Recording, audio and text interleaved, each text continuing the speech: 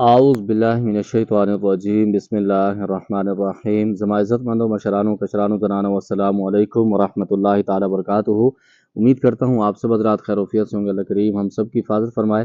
اللہ رب العزت تمام امت مسلموں کو اپنا پیارا گھر اپنے حبیب صلی اللہ تعالی علیہ وآلہ وسلم کے روضے پاک کی باادب حاضری بار بار نصیب فرمائے۔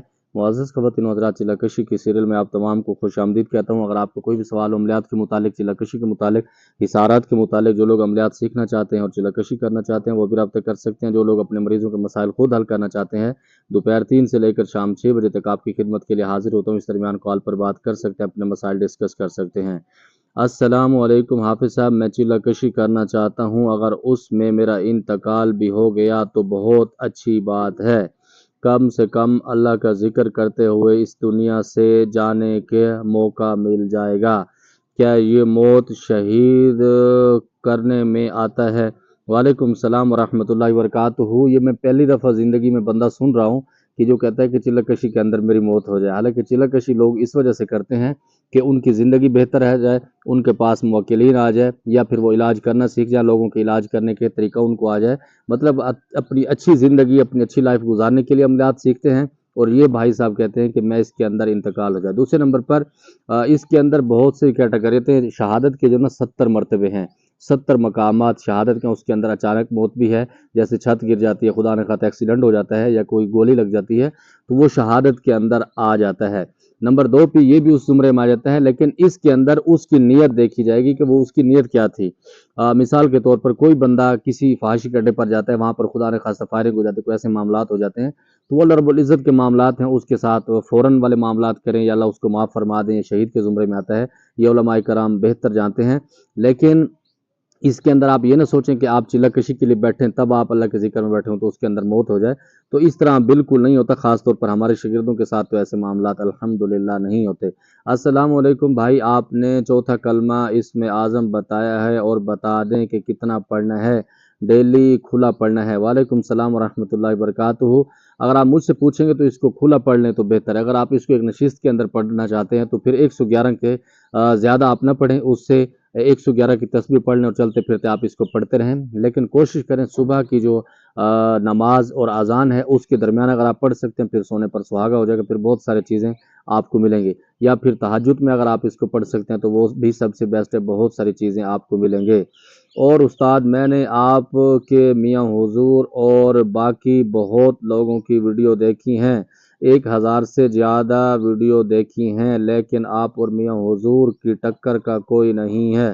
استاد، میں نے 4 یا 5 سال بعد اپنے گھر کی ذمہ داری کو پورا کر کے آپ کی نگرانی میں چلہ کشی کروں گا، بس منع مت کرنا، آپ کے علاوہ اور کسی پر یقین نہیں ہے۔ یہ آپ کی محبت ہے۔ دوسرے نمبر پر آپ نے فرمایا کہ میاں حضور اور آپ کی ٹکر کا کوئی نہیں ہے۔ میاں حضور بہت بڑی مقام رکھتے ہیں اور میرے وہ سلسلے کے بھی نہیں ہیں اور میں ان سے بیعت بھی نہیں ہوں، لیکن مجھے ان سے عقیدت اس وجہ سے ہے، ان کا چہرہ نورانی ہے، اور اللہ رب العزت کہ حبیب علیہ الصلوۃ والسلام نے فرمایا کہ جس کا چہرہ نورانی ہو، وہ نماز کی پابندی کرتا ہو، تو اس کے ایماندار ہونے کی گواہی آپ دو۔ باقی ان کے جو معاملات ہیں، کبھی میری ان سے ملاقات نہیں ہوئی، کبھی میرے ان کے مریدوں کے ساتھ بھی ایسے معاملات نہیں ہوئے کہ مجھے ان کے سلسلے کا پتہ ہو، یا جو بھی ان کے معاملات ہیں، لوازمات ہیں، مجھے نہیں پتہ، لیکن میں نے ان کی 1-2 ویڈیو کچھ عرصہ پہلے دیکھی تھی، تو مجھے ان سے عقیدت ہے، کافی اچھا ان کے پاس ایکسپیرینس ہے۔ اور میرے تو ویسے بزرگوں کے اندر وہ آتے ہیں، کیونکہ سفید داڑھی جس کے اوپر ہوتی ہے تو اللہ بھی اس کا حیا کرتے ہیں، تو میں اس وجہ سے ان کا احترام کرتا ہوں۔ اللہ ان کو لمبی زندگی دے،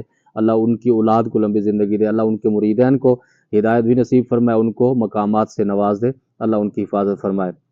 دوسرے نمبر پر آپ نے فرمایا کہ جب آپ اپنے خاندان کی فیملیوں کے معاملات کر لیں گے تو میں آپ کو کبھی بھی انشاءاللہ تعالی منع نہیں کروں گا۔ میں منع جس کو کرتا ہوں چلہ کشی کی وجہ سے، اس کے اندر بہت ساری وجوہات ہوتے ہیں، بہت سارے لوازمات ہوتے ہیں تب۔ اور دوسرے نمبر پر میں یہ سمجھتا ہوں کہ اگر آپ اپنی فیملی کے پورے لوازمات کا خیال رکھتے ہیں، ان کی ذمہ داریوں کو اٹھاتے ہیں، تو میرے خیال میں سب سے بڑی عبادت یہی ہے۔ اور حضور صلی اللہ علیہ وسلم کی پاک ذات نے فرمایا کہ سب سے افضل جو صدقہ ہے وہ اپنی فیملی پر، اپنی اولاد پر خرچ کرنا ہے۔ اللہ آپ کو برکتیں نصیب فرمائے۔ السلام علیکم ورحمۃ اللہ وبرکاتہ۔ حضرت، اگر کوئی عامل عمل کرتا ہے اور اس کا عمل نہیں چلتا، اس کی تصویر ظاہر نہیں ہوتی، اس سے علاج کرتا ہے، علاج میں وہ پختگی نہیں ہوتی، اسی لیے کیا کرنا چاہیے؟ وعلیکم السلام ورحمۃ اللہ وبرکاتہ۔ بہت ساری کیٹیگری ہوتے ہیں، بعض اوقات عمل جو کرتا ہے اس کے اندر کامیاب نہیں ہوتا یا اس کی تصویر ظاہر نہیں ہوتی، بعض اوقات اس کے چھپے رستم جس کو ہم کہتے ہیں غیبی طور پر مدد اس کو مل جاتی ہے، جس کی وجہ سے تب بھی اس کا علاج چلتا رہتا ہے۔ اگر اس کے علاج کے اندر بھی برکت نہیں رہی، مریض ٹھیک نہیں ہوتا، تو اس کو یہ سوچنا چاہیے اس کے اندر سے کہاں سے غلطی ہو رہی ہیں۔ میں یہ کہتا ہوں کہ جو معالجین ہوتے ہیں اس کے اندر بہت سارے لوازمات ایسے ہوتے ہیں، اگر وہ ان کا خیال رکھ لیں تو بہت سارے مریضوں کا بآسانی سے علاج کر سکتے ہیں، جیسے پاکیزگی کے معاملات ہیں، اپنی نظروں کے معاملات ہیں، اور جو مریض ان کے پاس آتے ہیں ان کے کھانے پینے کے معاملات ہیں، ان کے ساتھ ادب و احترام کے معاملات ہیں۔ جب آپ اس چیزوں کے اوپر توجہ دیتے ہیں تو اللہ رب العزت تب بھی آپ کے اندر شفا ڈال دیتے ہیں، کیونکہ شفا جو ہے نا وہ آپ کو جو غریبوں کی مسکینوں کی دعائیں لگتی ہیں اس کے اندر اثر پیدا ہوتا ہے، اور آپ کے کلام میں اللہ اثر ڈال دیتا ہے۔ کچھ لوگ ایسے ہوتے ہیں پوری کلام پاک پڑھ دیتے ہیں، اللہ رب العزت اس سے شفا بھی نہیں دیتا۔ کچھ ایسے ہوتے ہیں چند حرف، چند آیتیں، چند لفظ بھی پڑھ دیں تو اللہ رب العزت ان کا بھرم رکھتے ہیں۔ تو یہ ساری چیزیں اس کے عمل کے ساتھ ہوتی ہیں۔ اللہ تمام کے معاملات بہتر فرمائے۔ السلام علیکم ورحمۃ اللہ وبرکاتہ۔ دعا حزب البار شریف کے بارے میں کچھ بتا دیں۔ وعلیکم السلام ورحمۃ اللہ وبرکاتہ۔ دعا حزب البار بہت زبردست دعا ہے، یہ بھی جلالی دعا کے اندر آتی ہے۔ اللہ رب العزت سے بہت ساری چیزیں آپ اس سے مانگ سکتے ہیں، سارے کام کر سکتے ہیں، اور خاص طور پر جادو پلٹنے کے لیے، کسی سے انتقام لینے کے لیے اس کا عمل بہت زبردست چلتا ہے۔ اللہ آپ کی حفاظت فرمائے۔ السلام علیکم استاد، اس بار کا تھمبنیل بہت اچھا تھا، بس تھوڑا ویڈیو کے ٹائٹل کی انگلش ٹھیک کر لیں اور ویڈیو کا ڈسکرپشن ٹھیک کر لو، مزہ آ جائے گا۔ وعلیکم السلام ورحمۃ اللہ وبرکاتہ۔ بس کوشش کرتے ہیں، جس کے ذمہ لگایا ہوا ہے اللہ ان کو برکتیں دے، آپ کی طرح محبت کرتے ہیں وہ اس پہ توجہ دیتے ہیں۔ دراصل تھمبنیل یا ویڈیو کے اندر سے معاملات نہیں ہوتے، جو میرا ٹارگٹ ہے 2 لوگ ہوں 3 لوگ ہوں، جو لوگ آئیں میری ویڈیو پر کچھ نہ کچھ سیکھ کے جائیں، تو میرے لیے یہ سب سے بڑا اعزاز ہوگا، میرے لیے یہ سب سے بڑی خوشی ہوگی، میں اس کو پسند کروں گا۔ کیا عامل کی اولاد پر جنات تسخیر کرنے سے بعد اثرات پڑتے ہیں؟ سنا ہے یہ اولاد ہو گئی ہے جنات، اور دونوں جنات اور موکلات نام کیا ڈفرینس ہے؟ ایک ہی طاقت اور کوئی کام سر انجام دینے کی سلیکشن۔